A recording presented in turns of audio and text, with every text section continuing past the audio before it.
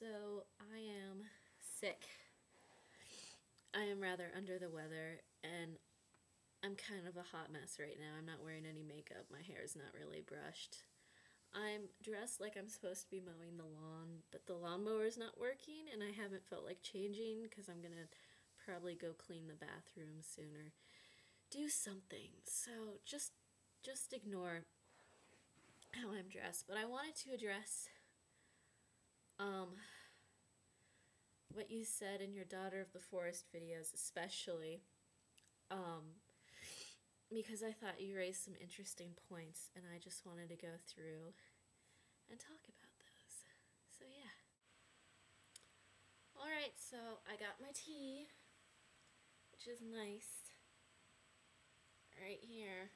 It's really full. I don't know if you can read that, but I wrote, oh, let's move this. Cough, cough, I'm sick. Because that's what I am, and that's how I feel, and I feel disgusting. All right, so back to Daughter of the... So I took some notes from your videos. They're not really in any particular order.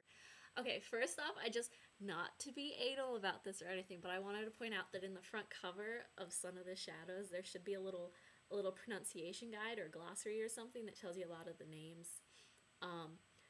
Because I know I didn't get them at first, and then I read that and I was like, these sound weird, but then like they started to become like really second nature. So like you'll come across like Niav, which is Leodon's sister, and then Sorka's pronounced Sorka, not Sorcha or whatever, because that's how I used to pronounce it too. And then Ashling and She-Dove, I think it's called, where Aemon lives.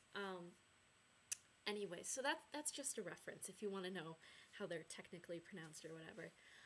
But you talked about casting, and I hadn't really thought about casting that far because in my mind, like, I just know what's going to be changed and what scenes are going to be in and how they're going to, like, move into each other and stuff. Because I've read the second book so many times that I know it so well.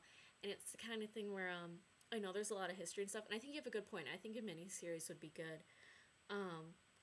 But I also, make little mental asides and stuff like, even though it might not be exactly historical, it would be better received if, for instance, Sorka was not 16 or 13 when everything started happening.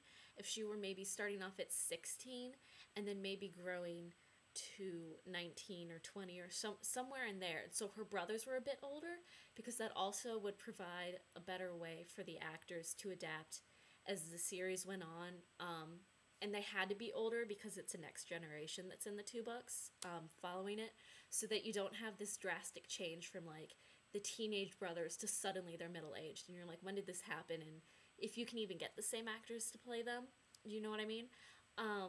Which is why, and I mean, for Sorka, I've never really come across someone who I thought would be perfect. The only person I know who's an actress who fits the physical description of Sorka, Leodon, and then this other character in another one of her books. It's named Tuala, who's kind of the same build and the same physical appearance. I mean, she's a different character, but because Juliet Marillier, all her stories take place in such a specific geographic area during a time when there's not a lot of migration and that kind of thing, and so a lot of the people look the same regardless of what age, what era they're from, or where they're from, just because that area is so small. That's not saying that she, makes all her characters the same. They just have a lot of the same physical appearances. But there were a couple characters you mentioned that I thought were really good. But oh wait, hold on. But the one girl who I found who fits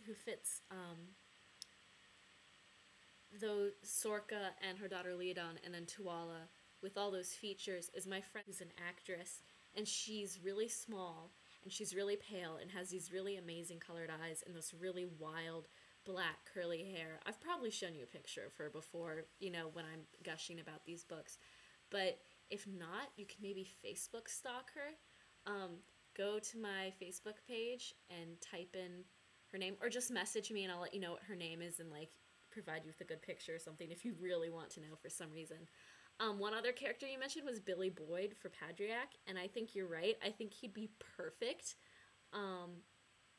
It is problematic because he's the youngest brother, so he'd be closest to Sorka's age, and he really can't pull off someone in even like his early 20s or so, which is what I would cast him as if I did that. But for the older Patriarch that appears a couple times in the future novels, I think he'd be perfect. I think you're totally right. What else? What else? Oh, and for Aisling, I've always, always, always pictured the redheaded girl from Atonement. If you haven't come across Aisling yet, you will. And if you keep that in mind, I think you'll see that I'm quite right on that. I think she'd be a good choice. The other thing I wanted to point out is you were talking about them needing accents, and I was thinking, I know a lot of people use, when they do miniseries or movies that are supposed to be in Britain, but during, the early ages or the Middle Ages or something like that. Like, they always choose British actors, usually, for that kind of thing, but at the same time, they wouldn't have had the same accent, so it's not really a direct correlation there. So I think if you really wanted to, you could get away with casting American actors who don't even really have an accent, but maybe something kind of like in Lord of the Rings, how they did with Frodo, because he is an American, and Sean, and they both don't really adopt specifically British accents just because there's such a medley of actors in there from all over the world. But they do kind of have an accented speech. So if you did something kind of like that, that's not supposed to be directly British or Irish or Scottish or Welsh or whatever, I think that would be okay. So I think that would definitely open it up to more American actors and stuff like that as well. You also talked about Edmund playing Finbar, and I think you're kind of right. I don't know. I've always pictured Finbar. I think you were talking a lot about not necessarily the actor, but the part he played in Narnia, and what Finbar goes through. And I don't think you say they're similar. I don't think they're that similar. Just because I think Edmund's a little bit too external, too rambunctious, whereas Finbar's really, really contained. I think not necessarily that he's like holding himself in, but just that so much of him is just so still. Not necessarily peaceful, but just still and calm. And I don't think he portrays that as well. And I also think you'd want an older actor to play him, especially just because of the complexities of his character and the fact that he does appear in all three novels. So you need someone who you can age appropriately without making them look caricaturish or really ridiculous. You also talked about Connor and his attitude. Connor, I don't really like Connor, but that's also because I know what happens in the next books.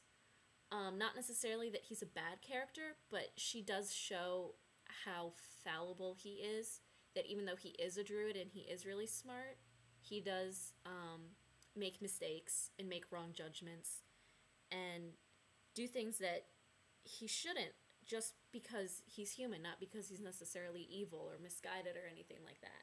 And I think that's really important because you don't want to put... I think it's interesting to see his character development throughout the three novels, just because so much of him not necessarily changes, but he goes through a lot. And it is kind of true in her other series that I really like.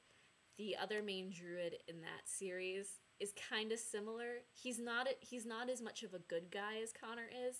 He's a lot more misguided and fallible, but he goes through a lot. And you really get to see two sides of those characters. And I think it's interesting because so much of druidism these days, or druidry, or whatever you want to call it, is so mythologized, almost to a point of caricature. And to show that they're actual human beings, at least, even in like a fantasy setting, to show that they're human beings and that, they make their own mistakes and they have their own characters and developments, and just saying that druidry is a part of them, but it's not necessarily their whole person. I think that's really an interesting take on that whole phenomenon. You can tell I've had a lot of time to think about this just because I've read it so much.